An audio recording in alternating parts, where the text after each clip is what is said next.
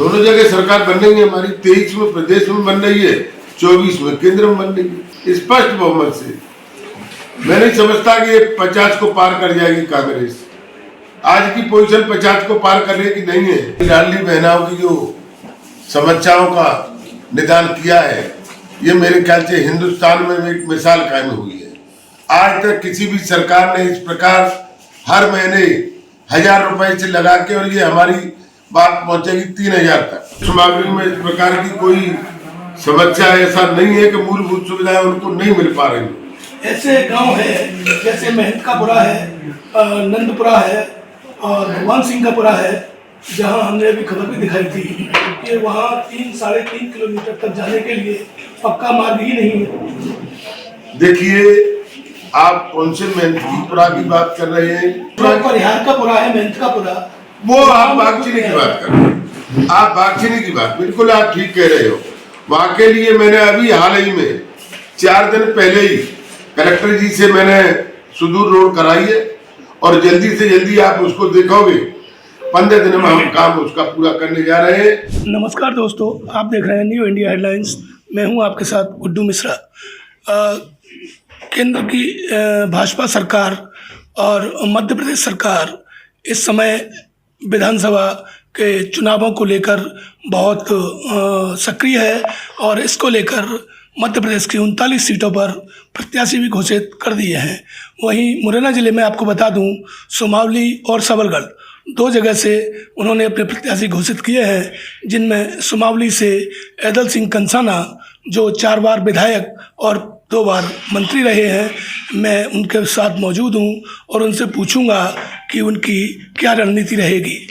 कंसाना जी, अब 2023 के विधानसभा चुनाव की भाजपा ने आपको प्रत्याशी घोषित किया है, आपकी क्या रणनीति रहेगी इस बार भाजपा से चुनाव जीतने की?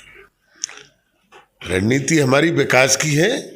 हमारे प्रदेश और देश की सरकार जिस तरीके से विकास कर रहे हैं, और विकास के दम पर माननीय मुख्यमंत्री के नाम पर और माननीय मोदी जी के नाम पर हम जनता के बीच में जाएंगे, और विकास हमने जो किए हैं उस विकासों को गिनाएंगे, और जो रहा विकास है उसका वायदा करेंगे कि हमारी सरकार आते ही जो हमारा शेष विकास रह गया है उस विकास को अपन पूरा करेंगे हम। आप पहले भी सुमावली से विधायक रहे हैं 4 बार। ऐसे क्या अच्छे काम होंगे जिनको लेके आप जनता के बीच जाएंगे और उनसे वोट के कहेंगे? देखिए, सुमावली में चाहे वो रपटा हो, चाहे ओवर ब्रिज हो, चाहे ब्रिज हो, चाहे रोड हो, तो मालूम है कि हमारे प्रदेश के यशस्वी मुख्यमंत्री माननीय शिवराज सिंह जी चौहान साहब ने हमारी लाडली बहनाओं की जो समस्याओं का निदान किया है, ये मेरे ख्याल से हिंदुस्तान में एक मिसाल कायम हुई है। आज तक किसी भी सरकार ने इस प्रकार हर महीने 1000 रुपए से लगा के, और ये हमारी बात पहुंचेगी 3000 तक। अभी मेरे ख्याल से 1200 तक पहुंच गई है। इसी हो सकता है, इसी अब कितना पहुंचेगा मैं नहीं कह सकता, लेकिन बहुत कुछ आगे जा रही है सरकार। लाडली बहनाओं को खुश करने के लिए, जिसलिए खुशहाल रहे हमारी बहना, उसके लिए हमारी सरकार पूरा प्रयास कर रही है। सुमावली विधानसभा में आज भी कई गांव मूलभूत सुविधाओं से वंचित हैं, उनके लिए आपका क्या प्रोग्राम रहेगा? नहीं, ऐसा कोई पर्टिकुलर गांव हो तो मुझे बता दो। मेरे ख्याल से सुमावली में इस प्रकार की कोई समस्या ऐसा नहीं है कि मूलभूत सुविधाएं उनको नहीं मिल पा रही। ऐसे गांव है जैसे मेहंदकापुरा है, नंदपुरा है और भगवान सिंह का पुरा है, जहां हमने अभी खबर भी दिखाई थी कि वहां 3-3.5 किलोमीटर तक जाने के लिए पक्का मार्ग ही नहीं है। देखिए, आप कौन से मेहंदपुरा की बात कर रहे हैं? आप कौन से नंदपुरा की? नंदपुरा पे तो रोड है, डामर रोड है। गांव में खरंजा तो हमने बनाया है, डामर रोड होके निकलती है नंदपुरा में होके, और नंदपुरा के जस्ट बगल से ही केनाल है, वो भी बिल्कुल ये गांव है, ये केनाल है। 1 किलोमीटर क्या 100 मीटर का अंतर है, वो सीमेंटेड है। तो वहाँ नंदपुरा परिहार का पुरा है, मेहंद का पुरा, वो आप बागचीनी की बात कर रहे हैं। आप बागचीनी की बात बिल्कुल आप ठीक कह रहे हो। वहां के लिए मैंने अभी हाल ही में 4 दिन पहले ही कलेक्टर जी से मैंने सुदूर रोड कराई है और जल्दी से जल्दी आप उसको देखोगे 15 दिन में हम काम उसका पूरा करने जा रहे हैं और मैं उसका शिलान्यास भी करने जा रहा हूँ। केंद्र और प्रदेश में मिला के डबल इंजन की सरकार है, क्या आपको लगता है कि इन दोनों सरकारों का इन चुनावों पर क्या प्रभाव पड़ेगा? दोनों जगह सरकार बन रही है हमारी, 23 में प्रदेश में बन रही है, 24 में केंद्र में बन रही है। लगभग कितनी सीटें आप लाने की उम्मीद रखते हैं विधानसभा चुनाव? विधानसभा में तो स्पष्ट बहुमत से हमारी सरकार आएगी, स्पष्ट बहुमत से। मैं नहीं समझता कि 50 को पार कर जाएगी कांग्रेस।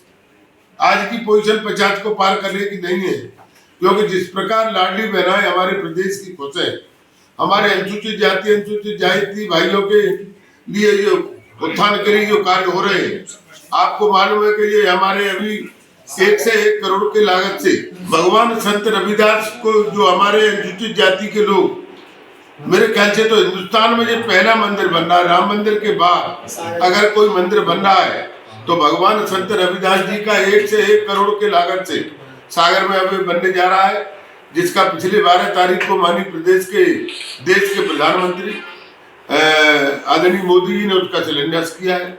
तो जो सम्मान भारतीय जनता पार्टी ने अनुसूचित जाति को किया है और अनुसूचित जाति का सम्मान कर रहे हैं, मेरे ख्याल से हिंदुस्तान में किसी दल ने आज तक नहीं किया।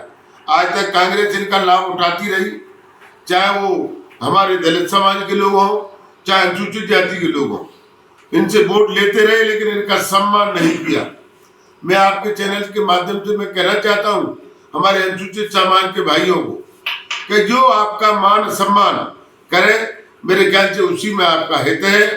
मैं धन्यवाद देना चाहता हूँ आपके माध्यम से उत्तर प्रदेश के अनुसूचित भाइयों को, उन्होंने विकास को देखा और विकास को देखते हुए उन्होंने अपने सही मताधिकार का उपयोग किया, तो उनका वहां भारतीय जनता पार्टी की हमारी सरकार बनी।